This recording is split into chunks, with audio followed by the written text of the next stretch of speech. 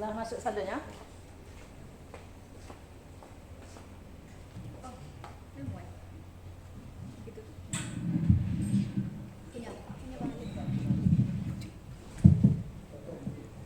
Kami beritahukan kepada peserta DIPA yang masih di luar untuk segera memasuki ruangan karena acara tahap pembelajaran selanjutnya sudah akan kita mulai.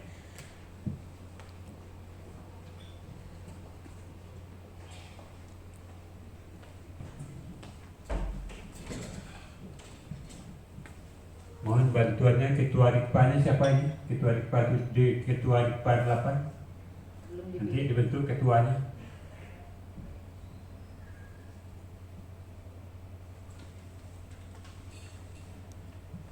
Advokat DIPA 8 pada periode saat ini kita akan dipandu oleh tenaga pengajar kita yang akan memberikan materi langsung dari Jakarta. Nanti kita persilakan kepada Bapak untuk memperkenalkan diri agar kita bisa saling mengenal dan bisa berkomunikasi dengan baik. Silakan Bapak. Baik. Terima kasih. Terima kasih. Bismillahirrahmanirrahim. Assalamualaikum warahmatullahi wabarakatuh. Selamat sore. Perkenalkan, nama saya Halim Jefferson Rambe. Saya selaku Wakil Ketua Umum Pradin Perkumpulan Advokat Indonesia dan Ketua Pos Bakum Adin, Pos Bantuan Hukum Advokat Indonesia, yang merupakan lembaga konsentrasi dari Pradin dalam hal pemberian bantuan hukum bagi rakyat miskin berdasarkan Undang-Undang Nomor 16 tahun 2011. Izinkan saya memberikan pemaparan sore ini mengenai bantuan hukum. Apa itu bantuan hukum, untuk siapa bantuan hukum, dan kira-kira peserta atau calon advokat yang akan menjadi advokat di dalam Perkumpulan Advokat Indonesia ini dapat mengambil peran di mana. Ini yang akan saya terangkan sore ini melalui pemaparan saya yang di depan, bahwa rekan-rekan sekalian, setelah dilantik advokat nanti, rekan-rekan tidak hanya membela orang yang dibayar atau menangani perkara yang ada honornya, tetapi di dalam undang-undang advokat ada suatu kewajiban bagi advokat untuk menangani perkara secara pro deo dan pro bono, dan itu sendiri diatur di dalam undang-undang advokat di bab 6 bantuan hukum cuma-cuma pasal 22 sampai pasal 22 ayat 1 dan ayat 2. Jadi rekan-rekan sekalian, saya akan mulai pemaparan saya. Setelah pemaparan, silakan rekan-rekan sekalian, karena peserta didik, peserta ajar, bagi ada yang mau bertanya, saya persilakan. Baik Mbak, barangkali ya boleh. Tadi saya sudah jelaskan siapa saya, apa jabatan saya. Sekarang dasar hukumnya apa? Dasar hukum daripada Undang-Undang Bantuan Hukum adalah Undang-Undang Nomor 16 tahun 2011 tentang bantuan hukum, yang mana peraturan pelaksananya adalah Permenkumham Nomor 42 tahun 2013 tentang tata syarat dan cara pemberian bantuan hukum, dan Permenkumham Nomor 3 tahun 2013, Permenkumham tahun 2016, Surat Keputusan Menteri dan Petunjuk Pelaksanaan serta Pengawasan, dan Undang-Undang Advokat yang saya maksud tadi. Itu ada di bab 6 bantuan hukum cuma-cuma pasal 22 ayat 1 ayat 2. Apa itu bagi advokat kewajiban? Kewajiban dalam arti pada saat dahulu sebelum munculnya undang-undang bantuan hukum, cuma-cuma, betul cuma-cuma. Artinya kita tidak memungut bayaran, kita tidak memungut honor. Tapi dengan undang-undang ini dimungkinkan pemberian bantuan hukum cuma-cuma kita itu dapat dibiayai oleh negara, baik itu dalam tingkat penyidikan, baik itu tingkat penuntutan, baik itu tingkat persidangan, baik itu tingkat banding maupun kasasi, serta perdata, dalam hal ini gugatan, permohonan, dan hal yang lainnya nanti ada di dalam slide. Apa latar belakang dari lahirnya Undang-Undang Bantuan Hukum itu? Latar belakangnya adalah diharapkan bantuan hukum dapat disalurkan secara terintegrasi, terarah, dan optimal melalui organisasi bantuan hukum. Apa itu organisasi bantuan hukum? Organisasi bantuan hukum adalah pemberi bantuan hukum yang dalam hal ini harus terakreditasi oleh Kementerian Hukum dan HAM, yang alhamdulillah Pradin sudah diakui oleh negara melalui lembaga konsentrasinya yang bernama Posbah Madin sejak tahun 2011, dan memang Pradinlah pengusung daripada Undang-Undang Bantuan Hukum. Pradin gencar dari tahun 90, Bapak kita Pak Rambe itu sudah mengusulkan kepada DPR, yang akhirnya tahun 2011 muncullah Undang-Undang Bantuan Hukum, yang dalam hal ini agar rekan-rekan sekalian juga mengerti latar belakang lahirnya itu. Kemudian penyelenggara pemberian bantuan hukum kepada warga negara merupakan upaya untuk memenuhi dan sekaligus sebagai implementasi bahwa Indonesia ini adalah negara hukum yang mengakui dan melindungi serta menjamin hak asasi manusia, hak asasi warga negara akan kebutuhan akses terhadap keadilan atau akses to justice dan kesamaan di hadapan hukum, equality before the law. Undang-undang tentang bantuan hukum ini menjadi dasar bagi negara menjamin warga negara, khususnya bagi orang atau kelompok orang miskin untuk mendapatkan akses dan kesamaan di hadapan hukum. Kemudian dapat kita baca selanjutnya, dapatkah bantuan hukum bebas biaya? Tentu rekan-rekan akan diserahkan kepada masyarakat nanti setelah sudah menjadi advokat. Dapat. Yang kurang mampu itu berhak mendapatkan layanan bantuan hukum secara cuma-cuma kepada organisasi bantuan hukum. Dalam hal ini adalah kita, Pradin. Kemudian apa tujuan dari bantuan hukum?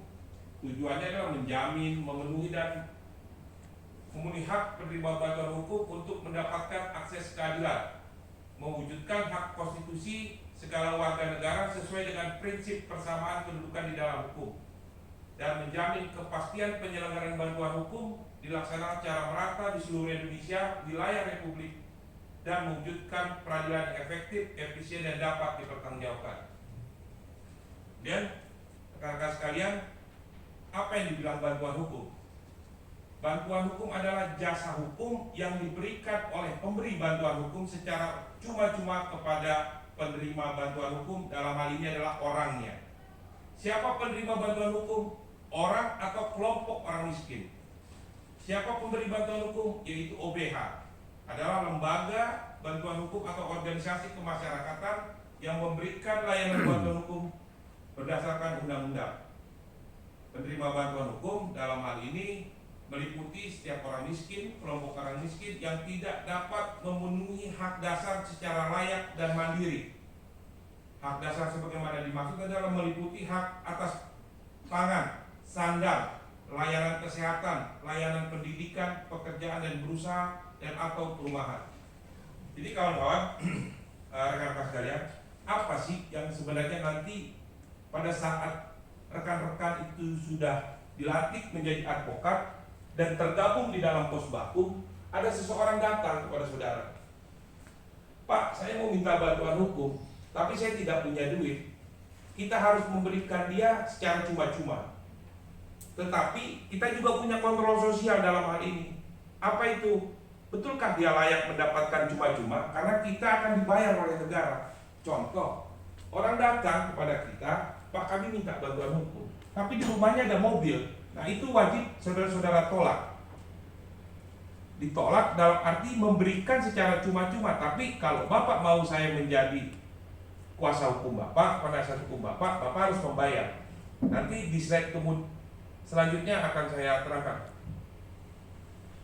Ini skema dari bantuan hukum.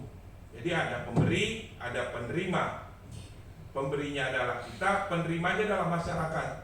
Dan apa itu pemberinya? Organisasi bantuan hukum yang terakreditasi Kementerian Hukum dan HAM. Memang akreditasi ini oleh Kementerian Hukum dan HAM dilakukan setiap 3 tahun sekali. Sekarang tahun 2023. Di tahun depan akan ada verifikasi dan akreditasi bagi cabang-cabang baru untuk mengikuti akreditasi agar lolos sebagai lembaga bantuan hukum yang terakreditasi. Nanti di slide selanjutnya saya akan berikan sebaran Posbakum Adin yang ada di Sumatera Barat dan yang belum ada. Terus siapa sih orang penerima bantuan hukum itu? Tadi di atas sudah orang, kelompok orang atau kelompok orang miskin yang dibuktikan dengan SKTM Bapak dan rekan-rekan. Kenapa harus SKTM? Karena ini adalah syarat kita untuk mendapatkan bayaran dari negara. Setiap orang seperti saya analogikan tadi datang meminta bantuan hukum, tapi kita lihat ke rumahnya ada mobil, ada motor. Nah itu SKTM-nya itu harus diragukan. Walaupun sekarang SKTM sangat gampang sekali. Jadi tidak gampang kita menerima, oh ya saya berikan kamu cuma-cuma. Kita harus juga on the spot melihat. Itu juga penghargaan buat kita. Jangan kita juga artinya diliciki oleh orang gitu. Dia hanya ingin memanfaatkan cuma-cumanya itu. Kemudian skemanya seperti apa? Ini skema duit, saudara-saudara. Skema rekan-rekan sekalian, buat saya terangkan ini adalah pertama sebagai batu pengalaman. Pengalaman apa? Sebagai advokat baru. Walaupun saya tahu rekan-rekan sekalian ini ilmunya sangat-sangat tinggi semua, saya bisa lihat dari sini nih. Tapi pengalaman itu bisa kita dapat melalui pemberian bantuan secara cuma-cuma. Nah, di sini saya kasih skemanya dulu, bahwa ada skema bantuan hukum dari kementerian yang diselenggarakan oleh Badan Pembinaan Hukum Nasional, yang di tahun 2022 ini itu ada 524 organisasi bantuan hukum. Itu bergeraknya di litigasi dan non litigasi. Litigasi seperti saya terangkan tadi, itu penanganan kasus baik pidana, perdata.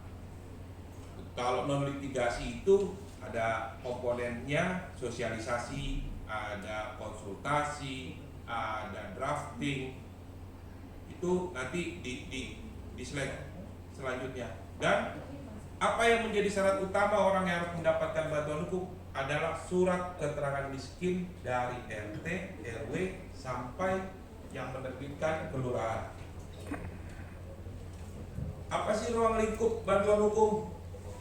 Seperti saya terangkan tadi, meliputi masalah hukum litigasi, baik itu perdata, pidana maupun tata usaha negara. Apa itu non litigasi? Penyuluhan hukum, konsultasi hukum, investigasi perkara, penelitian hukum, mediasi, negosiasi, pemberdayaan masyarakat, pendampingan di luar pengadilan, dan atau drafting dokumen. Jadi rekan-rekan sekalian, di slide ini menentukan berapa yang rekan-rekan akan dapat nanti pada saat melakukan tugas ini. Jadi ini ada komponennya tersendiri-sendiri ini, termasuk penyuluhan hukum, berapa nilainya diberikan oleh negara, konsultasi berapa, itu ada nanti pada saat saudara nanti tergabung di Posbakum Adin. Kemudian bantuan hukum litigasi yang saya katakan tadi, tahapan pidana itu dari penyidikan kita sudah dibayar oleh negara. Kemudian ke persidangan tingkat 1 kita dibayar oleh negara. Di banding kita dibayar oleh negara, di kasasi kita dibayar oleh negara, dan di PK kita dibayar oleh negara. Kemudian di tahapan perdata, gugatan persidangan di PN, Tingkat pertama kita dibayar, di banding kita bayar, di kasasi kita dibayar, dan di PK pun kita dibayar. Ditun seperti itu, dismisal, kemudian gugatan, persidangan tingkat 1, banding, kasasi, dan PK. Biaya diberikan oleh OBH pertahapan bantuan hukum litigasi sesuai dengan keputusan Menteri Hukum dan HAM besaran biaya litigasi dan non litigasinya. Itu setiap tahun berubah, atau setiap akreditasi baru, periode akreditasi itu 3 tahun, itu pasti akan terjadi perubahan sesuai dengan penilaian dari Kementerian Bappenas, dari Bappenas. Jadi akan berubah setiap saat. Terus kemudian keputusan Menteri Hukum dan HAM berdasarkan batas penyelenggaraan penganggaran dalam standar biaya keluaran yang diterbitkan oleh Kementerian Keuangan. Dan kemudian ini skemanya. Skema ini adalah apa yang saudara-saudara, rekan-rekan akan dapati. Jadi ada orang datang dia ke pos bakum, saya OBH ini saya bikin pos bakum karena saya adalah ketua pos bakum. Datang ke pos bakum itu harus membuat permohonan, kemudian melaksanakan pekerjaannya. Setelah mengajukan pelaksanaannya, baru mengajukan pencairan atau reimbursement kepada Kanwil Kemenkumham setempat, yang dalam hal ini kalau di sini berarti Kanwil Kemenkumham Sumatera Barat. Baru nanti kemudian pengajuan itu akan diteruskan kepada KPPN daerah melalui mekanisme LS ke rekening OBH, yang dalam hal ini OBH Pos Bakum Adil. Baru kembali lagi ke OBH. Kembali ke OBH seperti apa? Tentu ketua pos bakumnya yang akan mengatur siapa yang bekerja, siapa yang tidak bekerja, itu ketuanya yang lebih tahu. Dan ini rekan-rekan sekalian, saya ingatkan dari awal, inilah selalu yang menjadi ribut di dalam cabang Pos Bakum Adil. Pencairan inilah yang selalu menjadi ribut. Bagi saya itu gampang sekali, karena saya pimpin itu bukan 1-2, banyak. Harusnya adalah komponen yang didapatkan oleh anggota Pos Bakum Adil adalah anggota yang aktif. Contoh, ada 5 orang anggota kita, misalnya contoh di Kabupaten mana di sini. Dari 5 orang ini aktif 3. Tentu yang 2 ini pada saat nanti pencairan dia jangan ribut. Kadang-kadang yang 2 ini jadi ribut. Dia pikir dengan dia sudah menjadi anggota pos bakum, setiap ada pencairan dia harus ikut. Sedangkan yang 3 ini bersusah payah. Karena kita dibayar negara itu di bawah pantauan semua. Arti pantauan itu adalah baik kegiatan maupun pencairan. Kegiatan kita ada namanya pengawas daerah, harus menjalankan program litigasi, non litigasi, ke lapas, ke rutan, ke PN itu. Jadi nanti akan saudara-saudara atau rekan-rekan sekalian rasakan kalau sudah masuk. Kemudian apa kewenangan dari Kementerian Hukum dan HAM? Seperti yang saya bilang tadi, pengawasan itu, yaitu mengawasi penyelenggaraan bantuan hukum dan pemberian bantuan hukum dijalankan sesuai dengan aturan, azas, tujuan yang ditetapkan dalam undang-undang. Melakukan verifikasi, akreditasi terhadap lembaga bantuan hukum atau organisasi kemasyarakatan untuk memenuhi kelayakan sebagai pemberi bantuan hukum berdasarkan undang-undang. Menetapkan aturan teknis petunjuk pelaksana yang bersifat teknis mengenai pencairan anggaran bantuan hukum dan pengawasan bantuan hukum dan melakukan sosialisasi. Inilah kewenangan dari Kanwil. Jadi saudara, kawan-kawan, barangkali saya meminta setelah lulus dilantik, marilah isi kabupaten-kabupaten di Sumatera Barat ini yang belum ada pos bakumnya. Jadikan pos bakum sebagai saringan kawan-kawan, rekan-rekan sekalian dalam mencari rezeki. Artinya apa? Kita satu pengalaman, yang kedua, jangan kita sebagai advokat langsung melihat saya harus dapat bayaran satu surat kuasa saya 50 juta. Itu nonsens, saudara. Saya anak ketua umum Pradin. Saya dari kecil sudah berkecimpung di dunia advokat. Tapi saya pernah merasakan dengan tandem saya, dengan partner saya yang ditunjuk Bapak, itu 20.000 dibagi berdua. Tapi apa jadinya yang diajarkan oleh Bapak? Akhirnya jadi saya seperti ini. Jadi jangan berpikir, oh ini pos bakum duitnya kecil nih. Justru di situ saringannya. Pada saat saudara bisa menggebrak di Sumatera Barat lewat pos bakum, percayalah, pasti kuat. Dan apa bedanya kita mendampingi orang menjadi penasihat hukum atau kuasa hukum di pos bakum dan klien kita sangat berbeda. Apa perbedaannya? Kalau orang sudah bayar kita, pasti kita mengikuti mau dia. Tapi pada saat orang tidak bayar kita, kamu saya bela mati-matian. Dan sampai kapanpun kita akan di-backup oleh Kementerian Hukum dan HAM. Kalau belum mengerti saya katakan lagi. Klien yang membayar pasti kita sedikit banyak kita diatur oleh dia. Tapi pada saat kita tidak dibayar oleh klien, kamu yang saya atur. Caranya cara saya. Ramenya rame saya. Tapi pada saat kita dibayar, saya akan lawan itu penyidik. Jangan Pak. Jangan dulu Pak, jangan Pak. Tapi pada saat kita tidak dibayar, saya akan lawan itu penyidik. Jangan Pak, kalau gitu kamu cabut surat kuasa saya. Disitulah kita, keberanian kita tertata itu nanti. Kemudian nanti dalam tanya jawab barangkali boleh bertanya. Kemudian ini tahun 2024 akan ada akreditasi. Akreditasinya dilaksanakan oleh siapa? Inilah Panitia Nasional Verifikasi dan Akreditasi, yaitu tim 7. Pertama itu adalah untuk apa itu tim 7? Untuk melakukan verifikasi dan akreditasi, membentuk panitia yang unsurnya terdiri dari kementerian yang menyelenggarakan urusan pemerintahan di bidang hukum dan asasi manusia. Contoh yang pasti adalah Departemen Hukum dan HAM. Kedua adalah akademisi.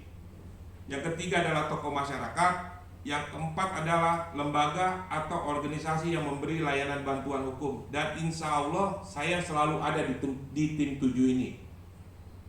Insya Allah, barangkali tahun 2024 saya juga nggak dimasukkan, saya kurang tahu ya kan. Tapi pada saat kemarin saya masuk.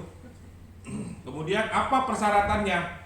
Saudara-saudara, rekan-rekan tidak perlu berpikir keras untuk persyaratannya bagi Sumatera Barat. Siapa yang akan membentuk dan membuka cabang pos bakum baru, kami yang siapkan seluruh administrasinya. Tapi apa itu? Ini dia.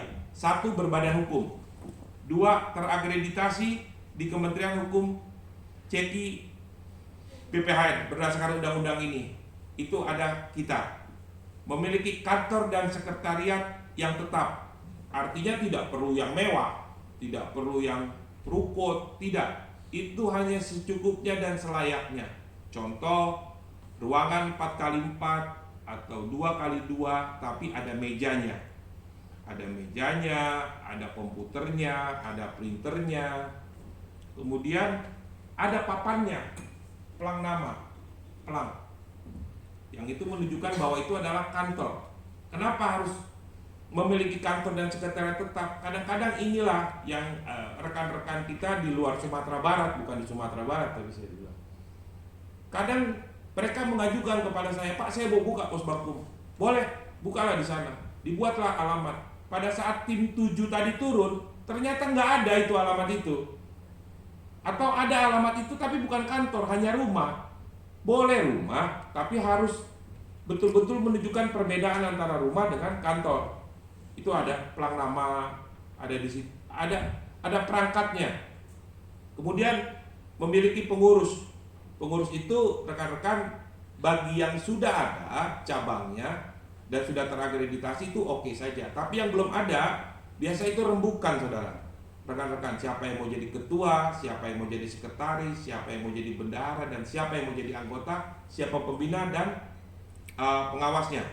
Kemudian memiliki program bantuan hukum. Nah, kadang-kadang kawan-kawan Pradin atau pos bakum yang akan buka ini bingung programnya seperti apa. Itu yang saya bilang tadi, tidak perlu pusing, nanti saya yang bikinkan. Saya yang bikinkan. Kemudian memiliki advokat dan paralegal. Nah, advokat dan paralegal ini sangat penting. Kalau advokatnya tentu rekan-rekan sebagai anggota Pradin pasti ada. Sekretaris, ketua, bendahara. ini pasti advokat. Tapi apa itu paralegal? Paralegal itu adalah orang yang dididik oleh advokat untuk mengerti hukum. Kebetulan Pradin melalui Posbakum sudah menyelenggarakan beberapa kali pelatihan paralegal. Rekan-rekan sekalian nanti bisa mengambil paralegal dari mahasiswa. Apabila tidak mahasiswa, komunitas itu bisa dijadikan staf paralegal di dalam Posbakum Hadir.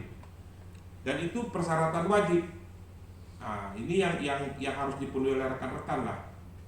Kemudian ada yang lainnya sesuai dengan Permen Hukum 3 tentang verifikasi, nanti bisa dicari di googling. Dan bahan saya ini, pemaparan saya ini, rekan-rekan sekalian boleh minta kepada panitia untuk dipelajari. Kemudian pelaksanaan verifikasi dan akreditasi yang tadi tim 7. Tim 7 itu adalah memberikan kelulusan dan akreditasi, itu tingkat akhir, itu adanya di Jakarta. Kemudian ada Pokjakus, menginventarisir, mengidentifikasi hasil verifikasi administrasi dan faktual. Dan ini ada Pokjada. Pokjada ini adalah daerah, biasanya orang-orang Kanwil dari sini nih, memberikan verifikasi administrasi dan faktual. Ini yang tadi saya katakan, setiap persyaratan harus dipenuhi. Contoh tadi rumah, contoh tadi kantor. Kantor itu mereka akan datang, melihat langsung, memeriksa administrasinya, melihat orangnya, faktual dia datang. Apabila tidak, dari daerah, contoh dari Kabupaten Bukit Tinggi, datang ke Jakarta, Posbakum Hadir Bukit Tinggi. Terus ada catatan, sekretariat tidak jelas, itu tidak akan lulus. Itu tidak akan lulus. Catatan, sekretariat tidak pakai plan, itu pasti tidak lulus. Sampai sehebat apapun, karena itu nanti penilaiannya adalah dalam bentuk online kepada kita di Jakarta. Kemudian ini perluasan akses. Aksesnya apa? Akses pembiayaan. Bahwa pembiayaan dari bantuan hukum berdasarkan undang-undang itu diatur bukan hanya dari APBN, tapi ada juga dari APBD. Dan ini pro bono yang paling bawah adalah amanat daripada undang-undang advokat. APBN itu apa, rekan-rekan sekalian? APBN yang dirembes yang tadi saya terangkan di atas, itu dapat dirembes melalui APBN, melalui Kementerian Hukum dan HAM yang namanya sistemnya itu online, namanya Sitbanku. Itu yang tadi ada litigasi dan non litigasi. Dia sudah online caranya untuk melakukan perembesan. Kemudian ada lagi dana itu dari APBD. APBD itu yang diselenggarakan oleh Perdabankum, baik itu di tingkat wali kota, tingkat kabupaten maupun provinsi. Tapi yang APBD ini biasanya dalam hal perembesan itu belum menggunakan sistem elektronik atau melalui online, tapi dia biasanya langsung melakukan cek fisik, berapa yang saudara sudah tangani, mana dokumennya, itu baru mereka akan memberikan. Dan besarannya biasanya bapak-bapak dan rekan-rekan sekalian dan ibu, itu lebih besar dana APBD per kasus daripada APBN. Pasti akan beda sekitar 100-200% per perkara. Tapi memang jumlah di APBD ini nggak terlalu besar. Kadang kita kadang-kadang di setiap daerah beda-beda, beragam. Kadang 5, kadang 10, kadang sampai ada yang 20. Nah, itu biasanya dilihat dari besaran daerah itu menganggarkan berapa untuk bantuan hukum. Kemudian di sini yang tadi saya katakan, kalau APBN itu dari Kementerian Hukum dan HAM,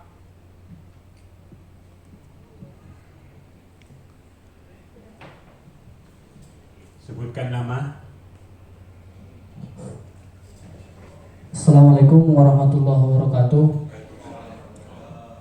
Nama saya Sultan Nasution, berasal dari Panyabungan Pak, Mandailing Natal, Sumatera Utara. Jadi tadi saya mendengar ada Bapak sebutkan terkait pos Bakumadin ini ditanggung oleh negara kepada masyarakat miskin. Jadi timbul pertanyaan di hati saya, di mana tadi Bapak menyebutkan ada akreditasi terkait pos Bakumadin ini. Jadi adakah Pak dia jumlah batasan untuk warga masyarakat miskin, misalnya dalam setahun itu ada jumlah perkaranya seperti itu Pak, yang dibiayai oleh negara? Itu pertanyaan pertama Pak.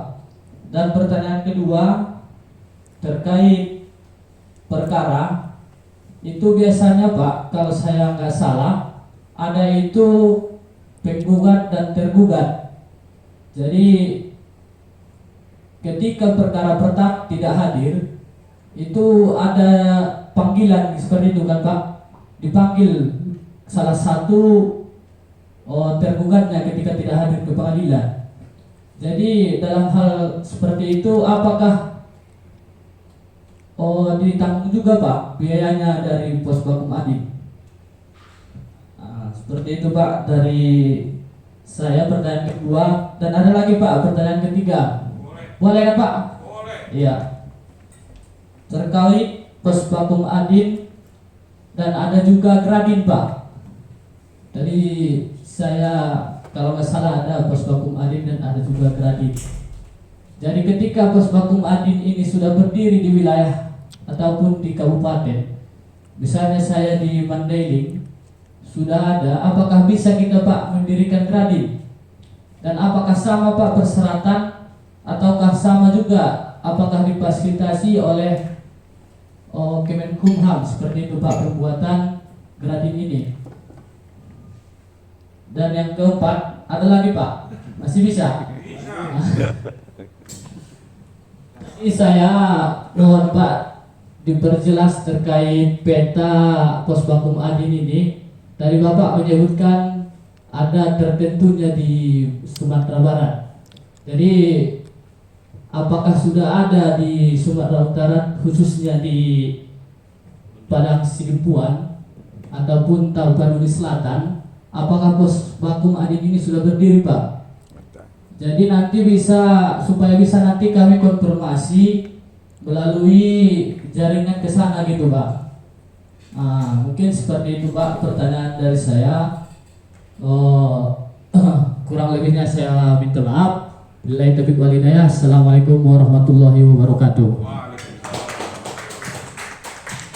Saya pikir mau nambah lagi. Ada lagi yang lain biar sekaligus, silakan.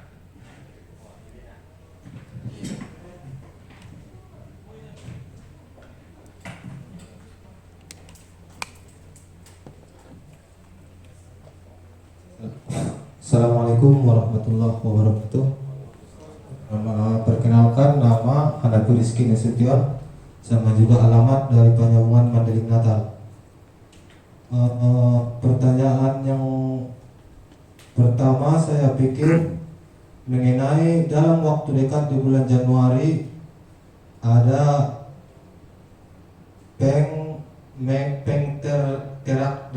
terak realitasian seperti itu kan Pak.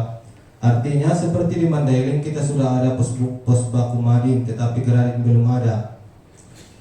Persyaratannya sudah dijelaskan, namun adakah persyaratan lain yang harus dipenuhi untuk mendirikan Gradin ini? Apakah contohnya kasus yang ditangani sekian, entah 10, 15, entah 5 seperti itu. Yang kedua, dalam OBH ini sebelum dia terakreditasi tentu biaya dari negara belum ada. Artinya untuk membentuk Gradin di Mandailing Natal artinya bahasa lain dari biaya sendiri seperti itu saya pikir. Mohon ditanggapi nanti Pak.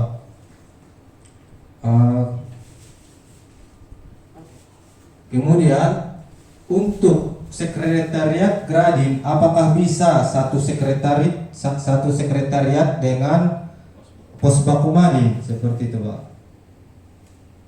Kemudian dalam pencairan dari Kemenkumham dari APBN atau APBD ke Pos Baku Madin, bagaimana sistemnya? Apakah sistemnya perkara didaftarkan cair atau perkara selesai? Kesimpulan hasil putusan baru cair seperti itu atau tahap per tahap seperti itu. Ya, terima kasih. Assalamualaikum warahmatullahi wabarakatuh. Salam warahmatullahi wabarakatuh. Ya, yang lain? Cukup dulu. Baik.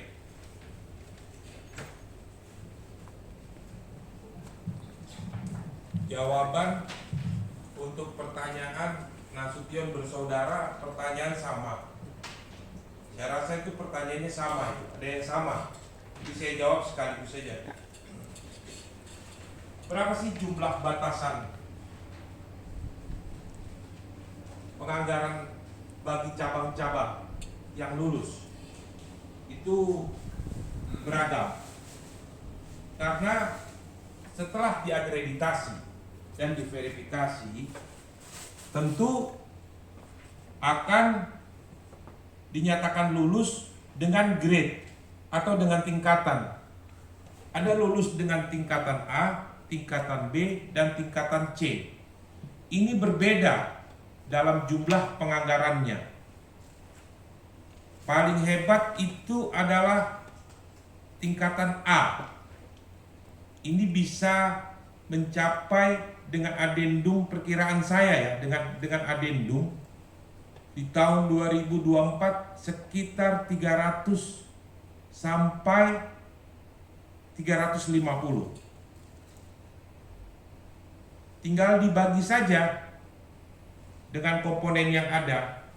Saya tidak bisa tentukan, pertanyaannya jumlah batasan. Maksud jumlah batasan ini berapa perkara yang bakal ditangani, nanti tinggal dihitung.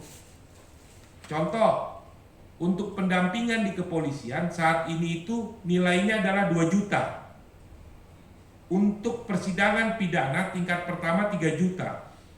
Kalau dari penyidikan sampai ke persidangan tingkat pertama saja di jumlah itu sudah 5 juta. Ini kali-kali kotor namanya. 5 juta dibagi saja 300. Itu sudah berapa itu? Tapi 300 itu pun itu nanti dibagi komponennya seperti yang saya terangkan. Ada komponen litigasi dan non litigasi.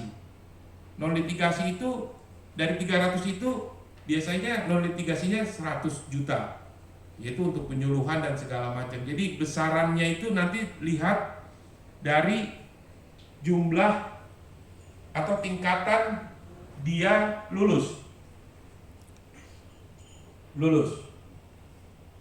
Dan itu apa perbedaannya? Kenapa bisa lulus A, B, dan C? Itu ada kriterianya. Contoh, yang lulus C itu di cabang itu hanya memiliki 1 orang advokat. Apa itu yang lulus B? Yang lulus B ini di cabang itu ada 5 advokat. Yang lulus A itu apa? Yang di cabang itu ada 10 advokat. Nanti ada peraturannya. Dan berapa? Kalau yang lulus di C itu apa? Paralegalnya ada 2. Yang lulus B itu paralegalnya ada 6. Yang lulus A itu paralegalnya ada 10. Jadi itu menentukan jumlah besaran kelulusan, itu menentukan jumlah besar. Bulan 3, bulan 6, dan bulan 9 itu biasa adendum. Untuk pencairan, untuk perubahan penambahan anggaran. Kalau memang adendum yang saya maksud ini adalah penambahan anggaran, karena persyaratannya sudah menyerap di awal, di anggaran awal pagu sudah melebihi dari 90%, pasti dia mendapatkan adendum. Tapi kalau tidak, pasti dia tidak akan dapat adendum. Begitulah pencairannya, dan itu pencairannya langsung ke rekening pos baku dan diberikan kepada ketua dan disalurkan kepada anggotanya yang bekerja. Sekali lagi, yang bekerja.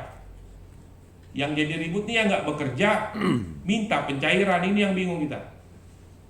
Begitu ya. Siap.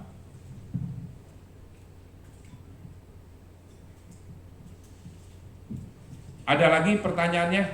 Yang satu lagi, Pak. Ya, boleh. Apa yang pertanyaan tadi nih, Pak? Boleh. Oleh satu sekretariat gratis. Oh ya. Jadi gini, Pertanyaannya bagus lagi, karena di tahun 2024 untuk pengurus Pradin Sumatera Barat dan Posbakum yang ada Ibu dan Bapak untuk menjadi perhatian. Kalau sekretariat memang tidak boleh sama, harus berbeda. Yang kedua Bapak Ibu pengurus, kalau bisa penguploadan itu tidak boleh satu apa namanya ini, saya kadang jadi bingung.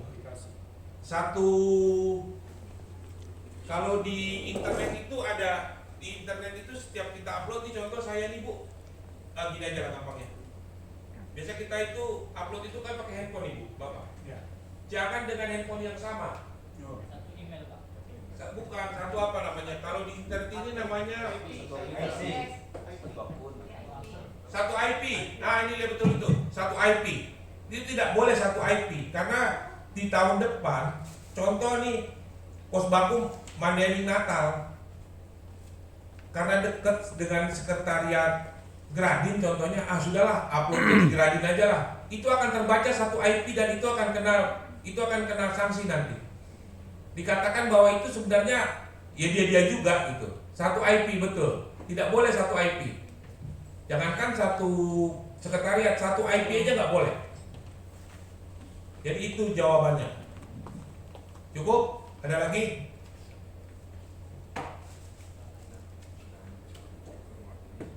Apa IP, Pak? Wah ini dia tadi saya juga udah bilang. IP itu alamat.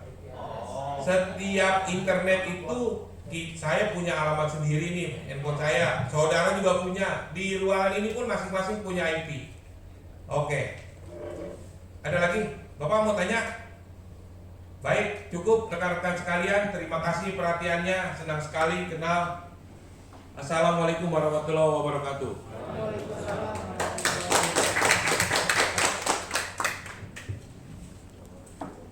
Terima kasih